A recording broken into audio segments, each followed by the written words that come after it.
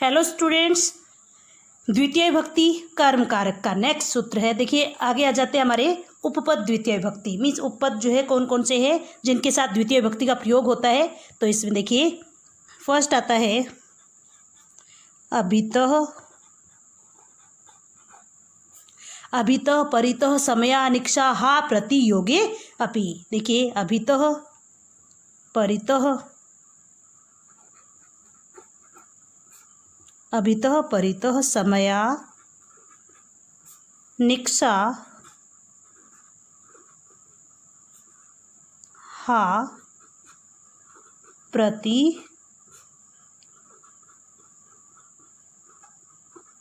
योगे अपि।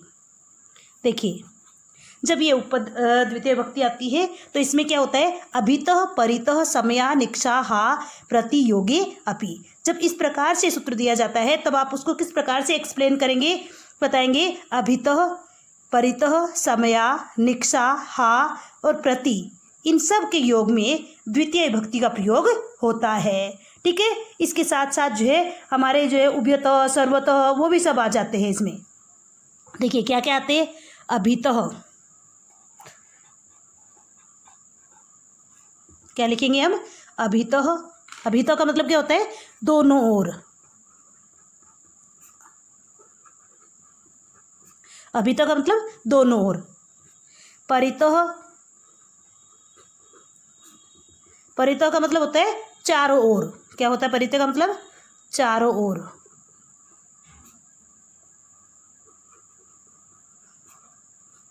अभितः हो गया, अभितः का मतलब दोनों ओर, परितः का मतलब चारों ओर, समया मतलब पास में, और निक्षा का मतलब भी क्या होता है, पास में या निकट। ठीक है, और जो है समया, देखिए अभितः हो गया, परितः, समया, समया मीन्स निकट या पास, समया निक्षा,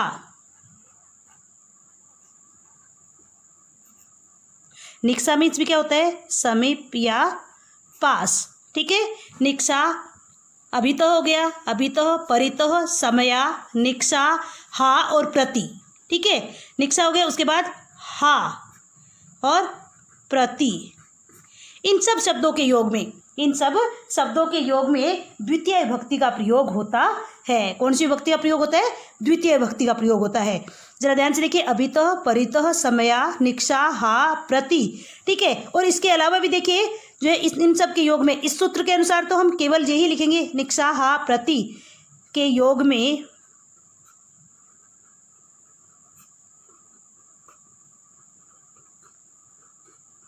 द्वितीय विभक्ति का प्रयोग होता है।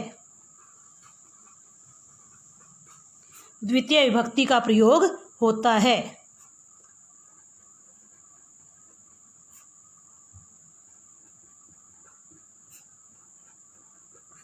ठीक है, जैसे अभितः, अभितः को लेकर के सेंटेंस बनाएंगे, परितः समया निक्षा, इन सब के लिए जैसे एक ही सेंटेंस में आप सबका प्रयोग कर सकते हो। जैसे मैं आपको एक सेंटेंस बना करके दिखाती हूँ।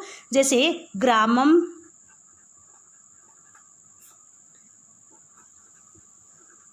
अभितः, ग्रामम अभितः वृक्षाः सन्ति।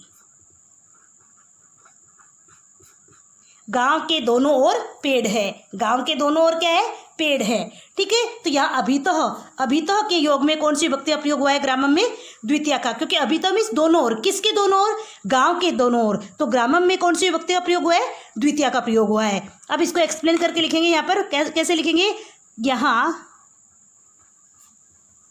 अभितः शब्द के योग में, अभितः शब्द के योग में द्वितीय विभक्ति का प्रयोग हुआ है। द्वितीय विभक्ति का प्रयोग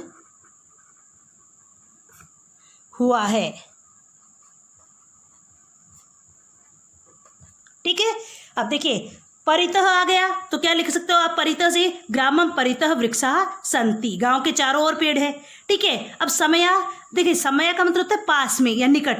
जैसे आप इस प्रकार से बना सकते हो, ग्रामम समया, गांव के पास विद्यालय अस्ति, विद्यालय है। ग्रामम समया विद्यालय अस्ति, गांव के पास विद्यालय है। निक्षा, निक्षा मतलब भी पास या निकट होता है, तो इसमें आप निक्षा का भी यूज कर सकते हो, ग्रामम निक्षा विद्यालय अस्ति, गांव के निकट विद्यालय है, या ग्रामम निक्षा देवालय अस्ति। इस प्रकार के सेंटेंसेस का आप प्रयोग कर सकते हो। ठीक है, ये अभितः दोनों ओर, परितः चारों ओर, समया निकट और निक्षा पास या निकट। हा मीन्स जो देखिए हा, कुछ दुख की भावनाओं को अभिव्यक्त करते समय क्या किसका प्रयोग कर सकते हैं हम, हा का प्रयोग करते हैं। जैसे हा देशद्रोहिणम, हा देशद्रोहिणम, हा दुष्टम। ठीक है, तो वहाँ पर जो है हा का प्रयोग करते हैं और हा के साथ द्वितीय विभक्ति का प्रयोग होता है। प्रति, प्रति का मतलब होता है की ओर, प्रति का मतलब क्या होता है की ओर। जैसे स ग्रामम प्रति गच्छति, वह गांव की ओर जाता है, तो वह किसकी ओर जा रहा है, गांव की ओर जा रहा है, तो गांव में कौन सी विभक्ति का प्रयोग होगा, द्वितीय विभक्ति का प्रयोग होगा। हमको केवल ये देखने कि प्रति के योग में किसकी ओर, प्रति का मतलब क्या होता है की ओर, प्रति का मतलब क्या होता है की ओर, यानी की तरफ, की ओर। ठीक है, जैसे वह विद्यालय की ओर जाता है, स विद्यालयम प्रति गच्छति, वह घर की ओर जाता है, स गृहम प्रति गच्छति। ठीक है, वह मंदिर की ओर जा रहा है, तो स देवालयम प्रति गच्छति। इस प्रकार के अलग अलग सेंटेंसेस का प्रयोग हम इस पे कर सकते हैं। कुल मिलाकर के अपने को प्रति के योग में कौन सी विभक्ति का प्रयोग करना है, द्वितीय विभक्ति का प्रयोग करना है। ठीक है, और जिसकी ओर जा रहा है, मतलब प्रति का मतलब जो जिसकी ओर जा रहा है उसमें द्वितीय विभक्ति का प्रयोग होगा। देखिए एमए लेवल पर हमको ये बात बिल्कुल क्लियर होनी चाहिए कि द्वितीय विभक्ति का प्रयोग कहाँ होता है। ठीक है, अब ये सूत्र तो पढ़ा हमने, अभितः परितः समया निक्षा हा प्रतियोगी अपि, सूत्र आ गया। सूत्र को देखते ही हमको समझ में आ गई ये बात कि अभितः परितः समया निक्षा हा और प्रति, इन सब के योग में भी द्वितीय विभक्ति का प्रयोग होता है। ये बात हमने जान ली। लेकिन जो है किस में द्वितीय का प्रयोग होगा, जैसे गांव के दोनों ओर पेड़, अब यहाँ पेड़ में द्वितीय का प्रयोग होगा, ग्रामम में होगा या किस में होगा। ठीक है, ये हमको पता होना चाहिए कि जिसकी ओर जा रहा है, जिसके दोनों ओर, जिसके चारों ओर, ध्यान से सुने और ध्यान से देखिए, जिसके दोनों ओर, जिसके चारों ओर, जिसके पास है, जिसके निकट है, जिसको धिक्कार कर रहे हैं और जिसकी ओर जा रहे हैं, उसमें द्वितीय विभक्ति का प्रयोग होता है। तो यहाँ पर जो है इस सूत्र के अनुसार हमारे तीनों स्टेप हो गए हैं। इसको एक्सप्लेन किया हमने, अभितः परितः समया निक्षा हा और प्रति, इन सब के योग में द्वितीय विभक्ति का प्रयोग होता है। जैसे ग्रामम अभितः वृक्षाः सन्ति, गांव के दोनों ओर पेड़ हैं, यहाँ अभितः शब्द के योग में द्वितीय विभक्ति का प्रयोग हुआ है। ठीक है, यहाँ पर किसके योग में, अभितः के योग में द्वितीय विभक्ति का प्रयोग हुआ है। ठीक है, अच्छा इसके अलावा नेक्स्ट देखिए और कुछ और शब्द है, जैसे अभितः परितः समया निक्षा, वैसे ही देखिए उभयतः और शब्द में लिखती हूँ जिनके योग में द्वितीय विभक्ति का प्रयोग होता है। उभयतः, सर्वतः, धिक्, ऊपरी ऊपरी,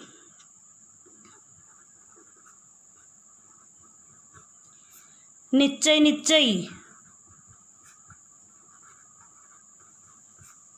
अधो अध,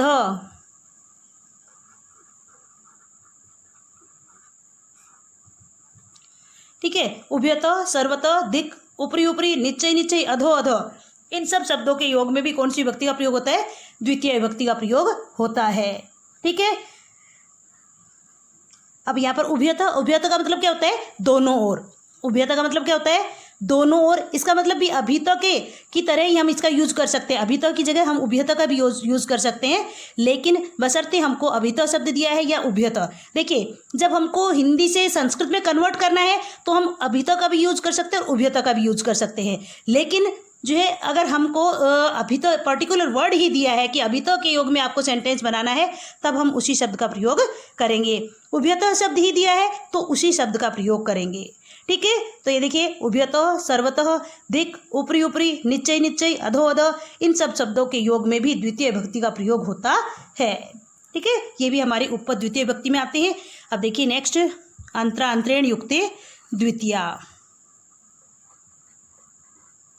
अंतरा अंतरा अंतरेण युक्ते। बस कितना, केवल सूत्र में यहाँ पर इतना ही देंगे, युक्ते। अब आगे आपको पता होना चाहिए कि अंतरा और अंतरेण इन सब के योग में कौन सी विभक्ति का प्रयोग होता है। ध्यान से सुनिए, अंतरा अंतरेण युक्ते, केवल इतना ही आएगा। अपने को एक्सप्लेन करना है अब अंतरा और अंतरेण के योग में। यहाँ से लिखेंगे हम अंतरा और अंतरेण के योग में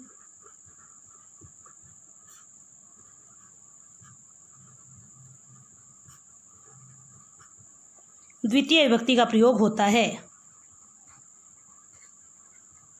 द्वितीय विभक्ति का प्रयोग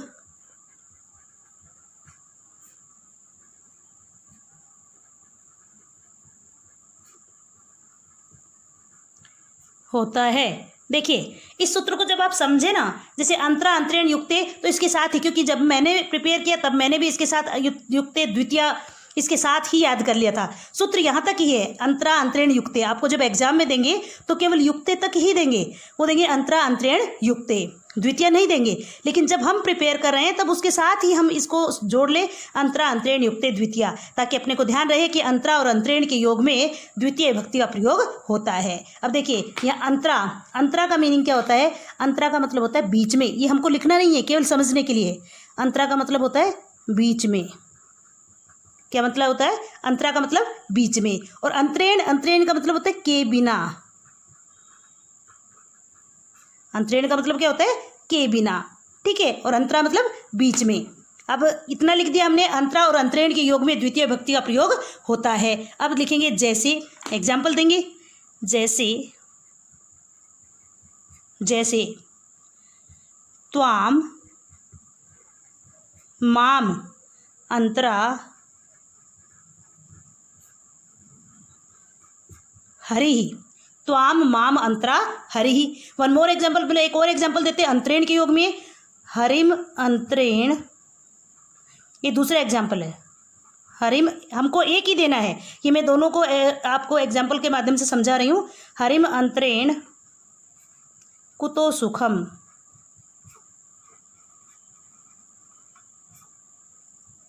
देखिए हरिम अंतरेण कुतो सुखम, हरि के बिना सुख कहाँ। मैंने बता दिया आपको अंतरेण, अंतरेण का मीनिंग क्या होता है? के बिना। तो हरिम अंतरेण कुतो सुखम, हरि के बिना सुख कहाँ। कुतो मीन्स कहाँ, सुखम मीन्स सुख। हरिम मीन्स हरि के, अंतरेण मीन्स बिना। किसके बिना? हरि के बिना। तो हरि में द्वितीय का प्रयोग हो गया। अंतरा मतलब बीच में। त्वाम माम अंतरा हरि, तुम्हारे और मेरे बीच में भगवान है। तुम्हारे और मेरे बीच में भगवान, किसके बीच में है? तुम्हारे और मेरे बीच में है। तो दोनों में द्वितीय विभक्ति का प्रयोग हुआ है। देखिए अपने को नीचे केवल इतना ही लिखना है।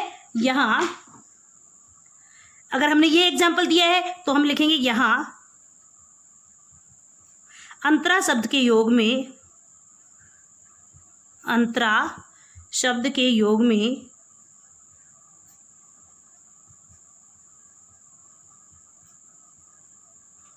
द्वितीय विभक्ति का प्रयोग, द्वितीय विभक्ति का प्रयोग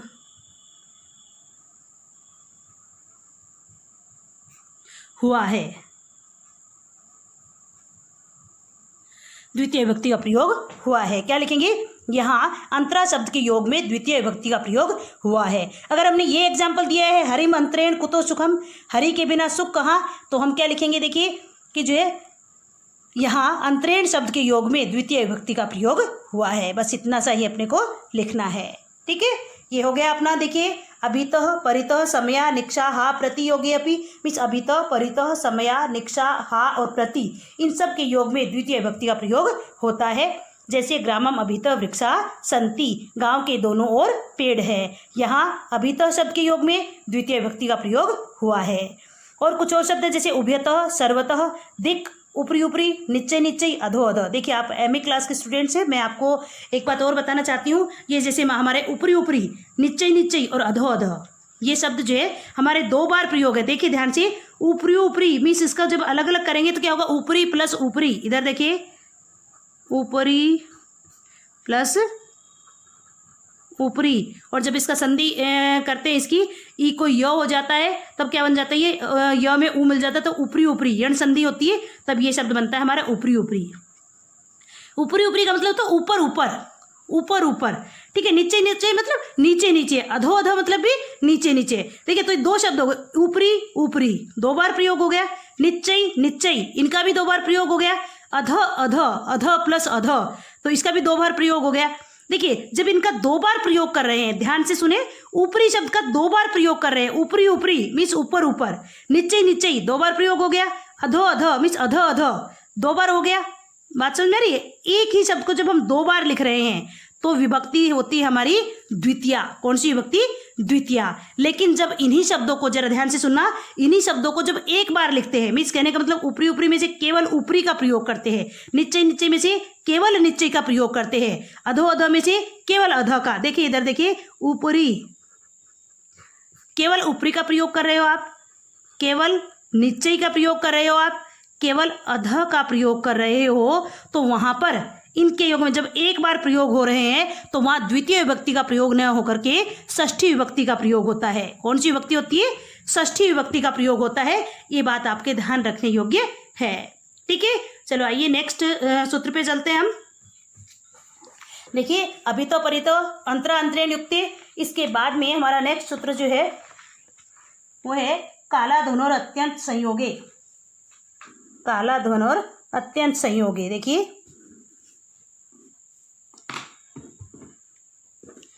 काला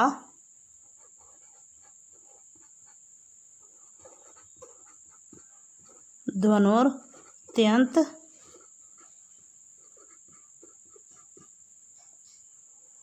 संयोगे, अगर ये सूत्र आ जाता है तो हम किस प्रकार से इस सूत्र को एक्सप्लेन करेंगे, जरा ध्यान से देखिए। काला ध्वनोर अत्यंत संयोगे। देखिए काल मीन्स होता है कालवाची और ध्वन अध्वन मीन्स होता है मार्ग, रास्ता, ठीक है। कालवाची, काल मीन्स समय और अध्वन मीन्स मार्ग। काल और कालवाची और मार्गवाची, कालवाची और मार्गवाची शब्दों में अत्यंत संयोगे मीन्स अत्यंत संयोग से, जो चीज़ उनके अंदर अत्यधिक समाहित होती है, जिनको हम दूर नहीं कर सकते हैं, जिनको हम नहीं निकाल सकते हैं, अत्यंत संयोगे मीन्स अत्यंत संयोग होने पर, कालवाची और मार्गवाची शब्दों में अत्यंत संयोग होने पर द्वितीय विभक्ति का प्रयोग होता है। देखिए इसको एक्सप्लेन करेंगे हम। कालवाची और मार्गवाची शब्दों में, कालवाची और मार्गवाची शब्दों में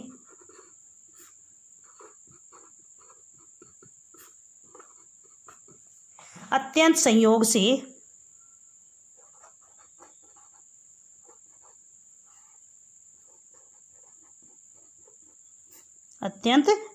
से द्वितीय विभक्ति का प्रयोग होता है। द्वितीय विभक्ति का प्रयोग होता है। देखिए इन सूत्र को अगर आप इस प्रकार से डिटेल में पढ़ लेंगे, उसको अच्छी प्रकार से समझ लेंगे कि सूत्र क्या है और किस कारण से यहाँ पर द्वितीय विभक्ति का प्रयोग हो रहा है, तब उसके बाद आप एमए की क्लासेस के एग्जाम दे रहे हैं तो उसमें भी आप अच्छे से एक्सप्लेन कर सकते हो और पूरे में से पूरे मार्क्स ला सकते हो। अगर आप रीट का एग्जाम दे रहे हो तो जब आपको सूत्र पता है, आपको उसका एक्सप्लेनेशन पता है, उसका एग्जाम्पल पता है, तो जो है रीट में किसी भी प्रकार से क्वेश्चन क्यों ना पूछे, क्योंकि कई बार एग्जामिनर घुमा करके क्वेश्चन पूछ लेता है। अगर हमारे लिए रटे रटाई कुछ शब्द है, ठीक है, वही हमने याद किए हैं, तो उसमें क्या होता है कि अगर थोड़ा सा घुमा करके, अगर थोड़ा सा हट करके एग्जामिनर क्वेश्चन पूछ लेता है तो उसका आंसर हम देने में असमर्थ हो जाते हैं, हमको कन्फ्यूजन हो जाता है, ठीक है। इसलिए बेटर है कि आप सूत्र के साथ उसको अच्छी प्रकार से समझ लें ताकि आपके पास किसी प्रकार का कोई कन्फ्यूजन नहीं रहे और आप इजीली उन क्वेश्चंस को सोल्व कर सके। देखिए कालवाची और मार्गवाची शब्दों में काला ध्वनो, जैसे यही क्वेश्चन पूछ लिया कि जो है जैसे मान लो सेंटेंस दे दिया और इसमें कौन से सूत्र से द्वितीय विभक्ति का प्रयोग हुआ है, जब आपने सूत्र पढ़ा है तो इजीली आप आंसर दे सकते हो। अगर आपने सूत्र नहीं पढ़ा है तो वहीं पर आपके सामने आपको डिफिकल्टी फेस करनी पड़ेगी। देखिए काल मीन्स समय, ध्वनोर मीन्स मार्गवाची शब्दों में अत्यंत संयोग है मीन्स अत्यंत संयोग से द्वितीय विभक्ति का प्रयोग होता है, जो मैंने लिख दिया है। और वैसे भी MA प्रीवियस में तो आपको ये लिखना ही पड़ेगा कि जैसे सूत्र दिया जाएगा तो उसको एक्सप्लेन करना होगा। अगर आप नेट की तैयारी कर रहे हो तो भी उसमें इस प्रकार से खोल करके पूछा जाएगा। कालवाची और मार्गवाची शब्दों में अत्यंत संयोग से द्वितीय विभक्ति का प्रयोग होता है। जैसे एग्जाम्पल पूछे, जैसे देना है अपने को, तो क्या लिखेंगे? क्रोसम कुटिला नदी, क्रोसम कुटिला नदी, मीन्स कोस भर तक टेढ़ी नदी। ठीक है, क्रोसम कुटिला नदी, कोस भर तक टेढ़ी नदी। अब देखिए यहाँ पर कोस भर तक टेढ़ी नदी है, ये नदी है, ये टेढ़ी मेढ़ी है। जैसे ये नदी टेढ़ी मेढ़ी नदी है, कोस भर तक टेढ़ी मेढ़ी है। अब देखिए यहाँ ये कोस शब्द जो है वो कैसा है? मार्गवाची शब्द है। पहले ज़माने में जब रास्ता नापने का, इतने कोस, इतने गज, इतने वो मार्ग, रास्ते को नापने का जो है एक वो शब्द है जो कहेगी कि कितने कोस आया भाई, ये गांव 2 कोस दूर है, ये जिला जो है इतने कोस दूर है। ठीक है, तो वो एक मार्गवाची शब्द है।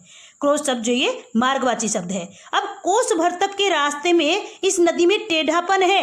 अब टेढ़ापन, इसका जो कुटिला मीन्स कुटिलता जो है, वो टेढ़ापन जो है वो क्या है? इस नदी में अत्यंत संयोग से, कोस भर तक अत्यंत संयोग से है। कहने का मतलब अगर ये नदी टेढ़ी मेढ़ी है मान लो, तो इसको सीधा तो नहीं कर सकते ना हम। क्यों? क्योंकि कुटिलता, टेढ़ापन जो है इसमें अत्यंत संयोग से इसके अंदर समाया हुआ है, उसको हम सीधा नहीं कर सकते हैं। इसलिए यहाँ पर जो है क्रोस शब्द में कौन सी विभक्ति का प्रयोग हुआ है? द्वितीय का प्रयोग हुआ है। ठीक है, अब देखिए इसको कैसे लिखेंगे। यहाँ क्रोस शब्द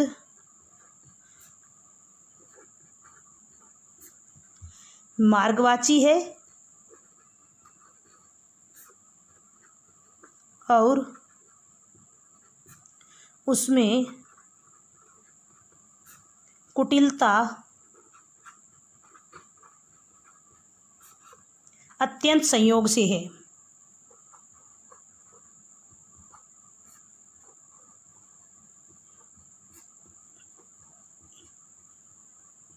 इसलिए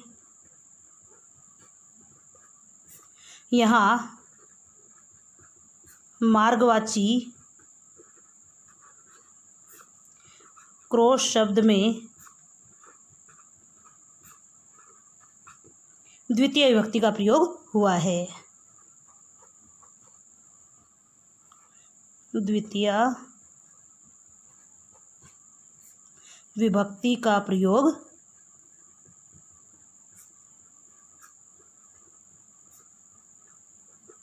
हुआ है। द्वितीय विभक्ति का प्रयोग हुआ है। ठीक है, यहाँ क्रोस शब्द क्या है? मार्गवाची है, इसलिए उसमें कुटिलता अत्यंत संयोग से है, इसलिए यहाँ पर मार्गवाची क्रोस शब्द में द्वितीय विभक्ति का प्रयोग हुआ है।